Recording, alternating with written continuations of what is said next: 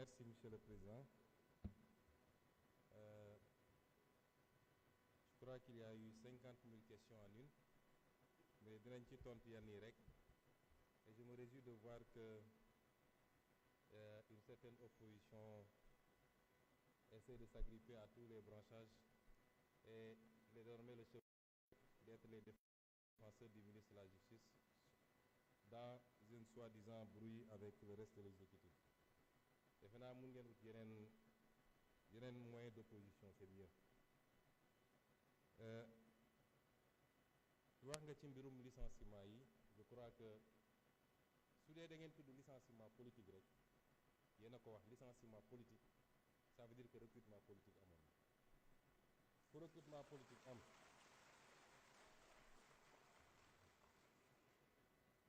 ku ñëw ku politique recruté woon nag politique war na laa mën a fi dindi. loolu amul demal ma ñëw. Mais il se trouve que ce n'est même pas ça. Le problème, ministre Birame Souleye Diop wax na ko léegi. On vous a donné des arguments techniques. Répondez par rapport à des arguments techniques. Nee nga justice il faut mu prononcer wu. Kan moo tere justice prononcé wu? Les gens sont libres d'aller en justice pour dire que d'accord avec sama licenciement. Et la justice se prononcera. C'est pas un débat, jarul ñëw fi assemblée. Boobu vraiment c'est hors sujet. Ensuite, vous parlez de justice. Vous savez, wax naa léegi, je ne sais pas dans ce que j'ai défini. Nga xam ne lépp ci constitution laa ko jëlee. Lan mooy lu changer régime? Est-ce que yow xam nga régime Sénégal? C'est ça. Je rappelle que c'est ça, vous dites qu'on change le régime. Quand la constitution existante change de régime. C'est-à-dire, il faut arrêter d'être aérien. Dès leen wax loo xam ne dañ naan 1 plus 1 égale 2 constitution article wax na lii est-ce que mooy nañ ko dee leen dellu si noonu ci politique parce que sinon da ngay di nekk di lëndëmal askan wi ci wax yoo xam ne amul bopp amul génn. La justice elle doit être rendue. La justice a été discréditée depuis plusieurs années. Loolu du lu ñuy nëbb lu Sénégal yëpp d'accord la majorité des acteurs de la justice d'accord nañ ci. Magistrats, avocats, greffiers ñëpp d'accord nañu y a un problème kon loolu lu ñuy waxati te ñi yàq justice nitu justice loxoom mi ngi ci lenn ci nitu justice yi du ñëpp parce que gis nañ li fi xew ak comment on a instrumentalisé des magistrats ba ñëpp ñaawlu ko loolu am na fi et cette justice là il faut l'aider à se redresser parce que erreur bi sénégalais yi warul def mooy jàpp ni dès lors qu'on a élu le président Bassirou Diomaye Faye le 24 mars mbir mi changé na déedéet y a la volonté de changer la conduite du changement et les résultats yi ñu war a am l'État c'est le même État qui est là les mêmes agents hauts fonctionnaires magistrats etc. loolu c'est pas parce que changé nga président rek que loolu changé na de liggéey la boo xam ne au jour le jour lañ koy def. Ce qu'on appelle l'état profond, il est encore là, avec ses habitudes. te liggéey la boo xam ne du liggéey bu yomb mais la justice am na erreur bi nit ñi di def le peuple a le droit de dire que j'attends c'est le service public de la justice. Pourquoi on peut mettre la pression sur le président, sur le premier ministre, sur l'Assemblée et le peuple au nom duquel la justice est rendue n'a pas le droit de dire mais j'ai un problème ci sama justice nu muy doxee. Au nom de quoi? On dit le temps de la justice n'est pas le temps des hommes. Le temps de la justice est le temps des hommes parce que la justice est rendue au nom des hommes. Et en matière de justice, il y a un principe qui est important, la célérité. La justice doit être rendue avec célérité. Ça, c'est un principe fondamental du droit. Mën nañ ci poursuivre sax des magistrats lorsque par leur négligence dossiers yi dafa nekk ba peut-être sax génn ci dugg ci délai de prescription yi. On peut poursuivre disciplinairement des magistrats tey bi ñu jóg ñëwee gars yi def inventaire laaj leen dans les cabinets d'instruction ñaata dossiers lañ fa fekk des milliers de dossiers qui dorment là-bas depuis longtemps. On peut trouver des justifications peut-être amuñu suffisamment d'effectifs peut-être les conditions de travail mais en tout cas de cause la justice doit être rendue avec célérité parce que le citoyen doit pouvoir connaître son sort rapidement et la société doit pouvoir être édifiée sur le sort du citoyen. Est-ce que yoon la ñu ne nit jàpp nañ ko pour une banalité mu def 10 ans ñu ne mu ngi instruction? Est-ce que vous voudriez être dans cette situation vous? Kon yéen opposition da ngeen di ut fu ngeen di langaamu da ngeen amatul argument. Nee nga que actuellement dañuy dal ci kaw nit ñi. Gis nga la liberté d'expression. Constitution moo consacré la liberté d'expression. Est-ce que xam nga ban article moo ko wax ci constitution bi ak lan la wax? Je suis sûr que xamoo ko liroo ko.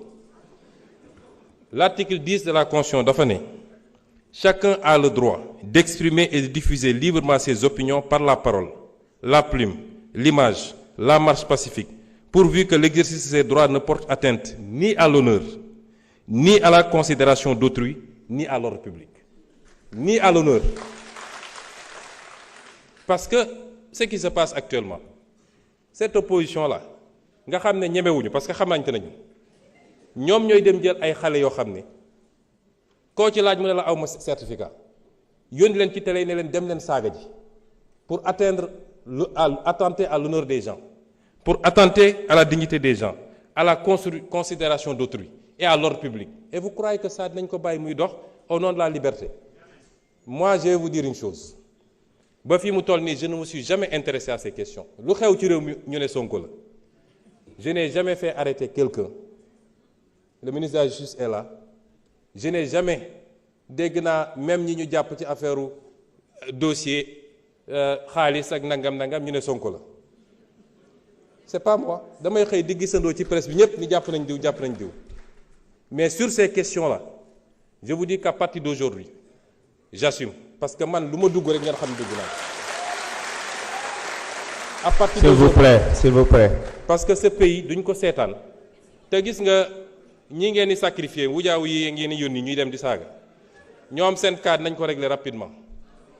Mu des nag xanaa yéen opposants yi ponkal opposants yi nekk seen kër yor seeni milliards di joxe di fay ay loyer pour nit ñi saagal leen xanaa dañu génn ñeme léegi bis bu ñu effacer ñoo ñëpp ils prendront leur courage pour sortir et on les attend parce que nag yéen a ngi woo ci terrain bu ñu xam ñun terrain bu ñu mën ñoo leen ciy xaar. Ensuite, vous citez le cas d'un journaliste. Des journalistes qui reprennent soi-disant des articles. Est-ce que xam nga ce que la loi a dit? Vous êtes journaliste. Le responsable principal, c'est le rédacteur en chef ou le directeur de publication? C'est lui le premier responsable. Tu prends un article, tu dis policiers yi ñu bëgg a génne dañ leen fiy génne dama joxe benn misaal dañ leen fiy génne parce que on veut aller prendre des rebelles du FDC remplacer leen ko ngeen ne loolu dañ ko bàyyi mu jàll. Merci beaucoup.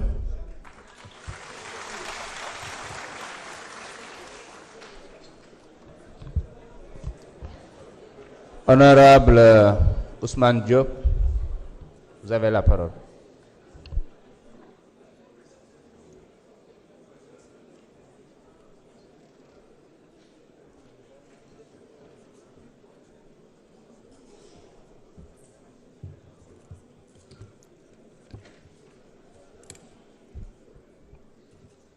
A'uuzu billahi minash shaytaani rajim, bismillahi rahmani rahim. Monsieur le Président, Monsieur le Premier ministre et toute la délégation gouvernementale, chers collègues, honorables députés, Monsieur le Premier ministre, les réponses que vous venez d'apporter me permettent d'aborder directement le thème que j'ai eu à préparer concernant cette rencontre qui nous réunit aujourd'hui.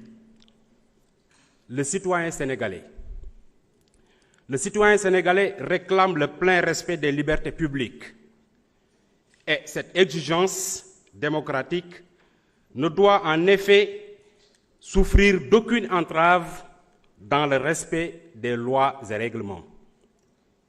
Toutefois, des dérives sont quotidiennement notées dans l'exercice de ces droits, plus singulièrement dans le contexte de la prolifération incontrôlable des réseaux sociaux.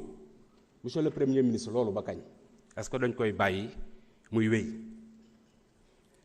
tout en garantissant l'exercice de ces libertés publiques? Quels sont les garde-fous d'ordre légal et réglementaire que le gouvernement compte dresser pour garantir l'ordre public au sens large du terme. Le gouvernement envisage-t-il d'intégrer la conscientisation aux valeurs de citoyenneté dans ses missions de service public et en particulier dans celles confiées à la nouvelle direction civique nationale et du volontariat ainsi qu'au ministère chargé de l'éducation et de l'enseignement. Monsieur le ministre, question yooyu ni laa amoon di ko laaj di leen jaajëfal. Jërëjëf. Monsieur le Premier ministre, vous avez la parole. Merci beaucoup. J'ai la chance que la question suivante me permet de terminer li ma démarré woon. Dieu fait bien les choses, hein? Parce que li ma doon wax léegi mooy réew mi dafa am opposition boo xam ne nii jàkkaarloo woon ak ñun bi ñu yoree pouvoir ci sos ci tilimal der ci wax lu ñaaw def tout pour liquider ñu jàpp nañu noonu la ñu war a continuer tey sauf que bëri na loo xam ne ñemeetuñ ko. am na député boo xam ne fii bokk na ci ñi daw tey fii la taxaw ne Ousmane Sonko rebelle MFDC am naa preuve bi duñ ko jox réew mi et cetera. Est-ce que tey sañ na taxawaat wax ko? Du ko ñeme. téeméeri fi tam ñeme foofu la ñu wutee ndax man li ma daan wax bi may nekk opposition damay taxaw wax ko assumer ko mais dañuy dem fay ay nit ñii ay journalistes lañu ñii ay soi-disant chroniqueurs ne leen dem leen di diffuser de fausses nouvelles dem leen di sos ci nit ñi. léegi wax nga affaire 300 les policiers lu ne dégg nañ ko ci policiers yooyu recrutement politique la woon li ci ëpp. policier boo xam ne amul benn niveau d'étude mënul bind turam ñu jël ko dugal ko ci suñu police loolu am na ci du ma ne ñëpp la ak yeneen bi débat bi posé woo ñu xool cas yi c'est pas l'autorité politique même qui a décidé c'est leur propre hiérarchie qui a fait la proposition ne lii matalul charte police mënuñu koo bàyyi suñu biir ça nous pose problème. C'est la propre hiérarchie policière qui a fait la proposition. Ça n'a rien de politique. suñu ñëwoon fekk fi policiers yoo xam ne seeni kilifa dañ koo valider ne lii la ñu soxla it dañ leen di bàyyi ñu continuer dem ngeen bëgg a utiliser loolu en pensant que c'est un secteur sensible. C'est des gens qui ont une formation qui peuvent demain se sortir manifester xeex ak alkaati ngeen nekk ci yooyu. C'est-à-dire suba ba ngoon jot seen ñaan mooy réew mi déstabiliser wu pour ñu ne problème am na fi et vous faites feu de tout bois. Et vous utilisez souvent, malheureusement, des gens que je qualifie d'inconscients. Ñu ne ci plateau yi di wax. Par rapport à la question posée par l'honorable député, dama wax sànq ni la politique pénale est définie par le pouvoir exécutif. Ci domaine bii maanaam annoncé ko Sénégal yépp nag désormais la politique pénale c'est zéro tolérance en la matière. ma wax ko ñëpp sur le fondement de la constitution de la République du Sénégal non contre Pape Djibril Fall amoo sañ-sañ xëy rek dugg ci moom dugg ci këram tudd jabaram tudd doomam saaga ko wax lu ne au nom de la politique. Est-ce que vous l'accepterez vous? Il faut mu jeex ci réew mi. Ce sera zéro tolérance désormais dans ce pays. Diffusion de fausses nouvelles, ce sera zéro tolérance dans ce pays. Que chacun assume. On vous garantit à tout le monde la liberté d'expression. Mais on ne vous garantit pas ce qui va suivre après. Ku nekk na assumer li muy wax. Kenn ragalu fi opposition. La preuve, je suis le premier ministre qui vient le plus à l'Assemblée. Depuis que je suis en politique, j'ai toujours invité les gens au débat public. Fii laa daan taxaw, j'étais un député de Pastef. Assemblée bi fees fii laay taxaw wax li may wax teg samay faits teg samay chiffres. Donc nous on n'a pas peur du débat. Mais lii ngeen bëgg a nekkee ci réew mi suñ ko bàyyee fi muy jëm du yoon. Te nag kenn ku ne na koy natt ci boppam. Le juge bi nga xam ne andil nañ ko nit kooku avouer devant le juge ni lii maa ko wax maa ko def mu soofantal ko relaxé ko ne c'est pas grave te juge boobu bu ñu ko waxoon le 10e de ça ñu ne outrage à magistrat loolu du yoon. Sénégalais yëpp am droit à la même dignité à ce que leur honneur soit préservé et sauvegardé. Et c'est la responsabilité de l'État et du pouvoir exécutif de veiller à ça. Et celui qui publie, tout le monde est libre de publier. Si nous avons une liberté de la presse, nous avons des terrains qui d'autres fi publier, qui d'autres fi wax. Chaque jour, antenne yi ubbeeku na. Chacun est libre de publier, chacun est libre de parler. Mais ci la ngay wax ak la ngay jëf, suñ la nee Ousmane Sonko sàcc na, nga am preuve ni Ousmane Sonko sàcc na, boo ko publier wul baakaar nga. Da nga ko war a publier. Mais boo amul firnde ni Ousmane Sonko sàcc na, bul dem bind ne Ousmane Sonko sàcc na. Le journalisme aussi, c'est le contrôle, la vérification de l'information. Maintenant, ñi nga xam ne dañoo am organe de presse yor parti politique ba mënul am 1%, nga bëgg ko transposer ci sa organe de presse ne mooy sa meetingukaay bis mu ne nga jël say nit teg ne leen wax leen kooku ce n'est plus de la presse, c'est de la politique. Il faut l'assumer. Pour ce qui est maintenant de solution yi communication mi ngi ci.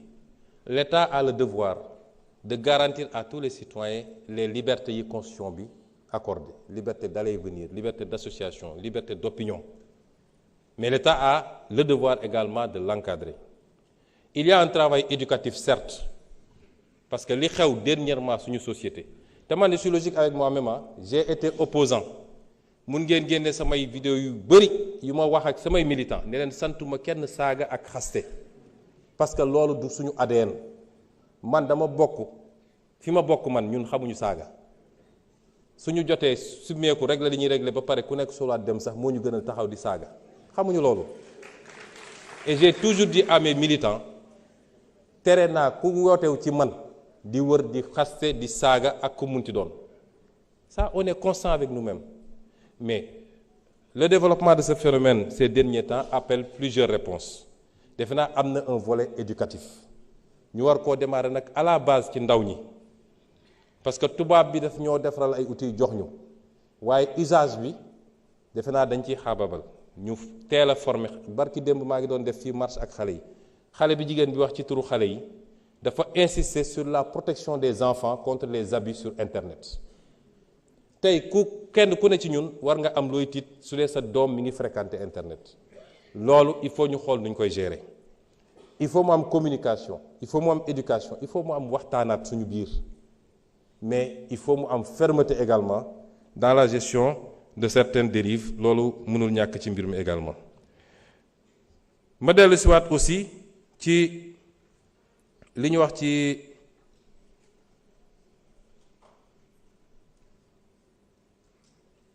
licenciement yi non waxoon naa ci licenciement ci migration circulaire bi ñun suñu position dafa mës a leer bi may nekk opposant dem naa fii ci plage bi fekk fa nit ñi waxtaan ak ñoom.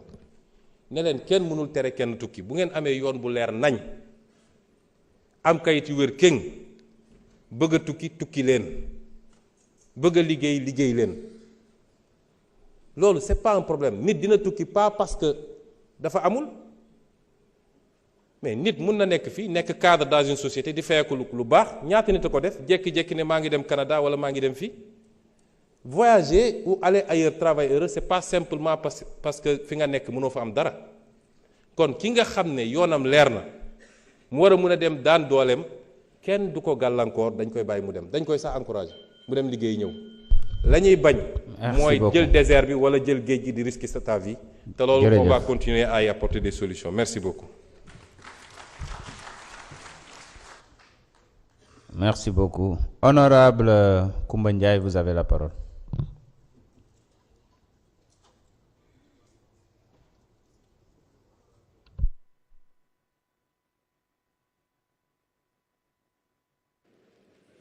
Merci beaucoup monsieur le président maa ngi lay nuyu di nuyu premier ministre ak gouvernement bi mu àndal yëpp di nuyu sama collègue yëpp monsieur le premier ministre ginnaaw bi ñu seetloo que ni bi ngay jël réew mi dafa fekk ni jafe-jafe finance publique daf fi nekk mu bari lool ci wàllu dund gi cher lool nga amoon yéene wàññi googu nga xamante ne nag wàññi woon nga ko terewul am na ñoo xamante ne ni saa yu wàññi bi amee dañuy yokk googu nga xamante ni dañ koy yokk nag doon loo xamante ni teguñu ko fenn amul benn yoon boo xamante ne ni rek yokk bi fekk na gouvernement bi moo ko joxe dañuy yokk goo xamante ne nii teguñu ko fenn.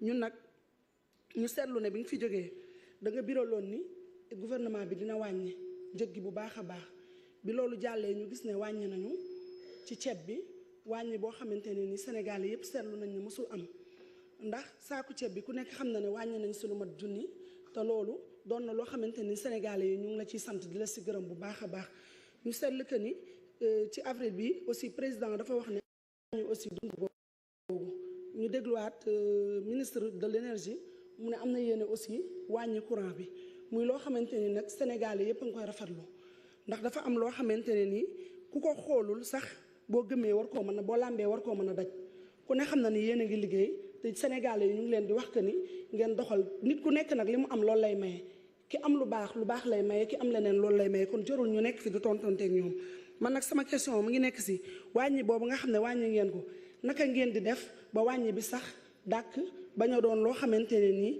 luy delluwaat la ndax suñu wàññee tey suba ñu delloowaat ko loolu aussi jafe-jafe lay doon ñu ngi laaj itam naka ngeen def ba am xarañteefu lu matut at ngeen nekk fi fekk fi ay jafe-jafe ngeen wàññi boobu noonu ñu ngi koy Sénégalais aussi ñu ngi koy moo nekk sama question sama beneen question aussi moo nekk que ni naka ngeen di def ba wàññi boobu su amee du dellu siwaat ndax wàññi tey suba prix yi yokkuwaat loolu itam jafe-jafe la may laaj aussi ban jéego ngeen di teg boo xamante ni itam commerçant yi nga xamante ne ni ñu ngi wàññi dinañ leen mën a fekk foofu jëflante ak ñoom ndax gis nañ ne am na 1000 volontaires yoo xamante ne teg ngeen ko pour ñu mën a contrôler prix yi 1000 volontaires yooyu est-ce que foofu rek ngeen fas yéene yam wala am na ñeneen ñoo xamante ne nii xalaat ngeen pour dolli leen ci ñu mën a dem jàppale leen ci prix yooyu ñuy xamle aussi que ni am na ci prix yoo xamante ne nii boutique yi jafe-jafe yoon doon na loo xamante ne tax na ak sori gi nga xam ne sori nañ ko ci seen dëkk tax na ñu yokk seeni prix te teguñu ko fenn ndax ki nga xamante ni moo nekk Dakar ak ki nga xamante ni moo nekk Diourbel ñoom ñoo war a tolloo loo xam ne loolu la ñu war a jaayee mu leer ci askan wi ndax da ngay gis nga dugg si boutique tey nga dem ñu ne moom wàññi boutique bi na lii lay jaayee boutique bële di jaayee lale te ñu bokk benn prix bi ban matukaay la ci gouvernement bi jël leneen li ci des itam moo nekk que ni Sénégalais yi monsieur le premier ministre ñun dañuy déglu dañuy dox dañuy gis nee nañ yéen a ngi si yoon te ku xool xam na ne yéen a ngi si yoon ndax ku ne xam na ne nga ñëw fekk ay jafe-jafe yoo xamante ne nii jafe-jafe yu bari la nga ñëw nga wàññi ci loo xamante ne nii defoo fa ñaari at nga wàññi dund googu xarañteef moo la ko may yow ak sa gouvernement loolu nag bëgg nañoo xam est-ce que bu fekkente ne nii wàññi nga loolu di nga demaat ba si kanam dund gi dina yokkuwaat wala déet ak ban kii ngeen di def ba loolu ñu mën ko sàmm maa ngi jégalu jërëjëf. jërëjëf honorable monsieur le premier ministre mën nga ñëw jël kàddu indi sa tontu. oui monsieur le ministre du commerce.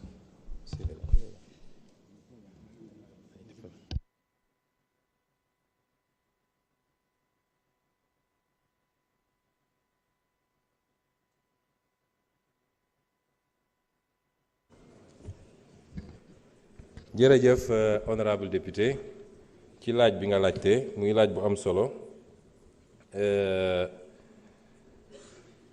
yow tàmbale nga sa kàddu ci fàttali situation bi ñu fekk réew mi parce que effort bu nit di def balaa nga koy mën a natt dëgg-dëgg nga natt ko ci jamonoom ci ban situation la ñu fekk réew mi muy situation bu xaw a doy waar yéen ñëpp gis ngeen ñi fi nekkoon li ñu def ak li ñu bàyyi ci réew mi ba tey jii mën naa ne Sénégal ci demu boppam dong lay demee ndax lu bari ci loo xam ne ci jëflante gi la woon xaw naa xajam waaye ñu ci sant yàlla waaye ànd ak loolu yépp dafa am ay priorités yu ñu dégagé muy priorité yu am solo bokk na ci priorité yooyu mooy nu ñuy fexe ba yenn yi nga xam ne yitte la ci sénégalais yitte bu am solo yitte boobu ñu fexe ba nuñ ko gën a oyofale dund gi nag ci la bokk dund gi soo ko tuddee daanaka lu yaatu la mais am na lu ñu mën a wax les biens de première nécessité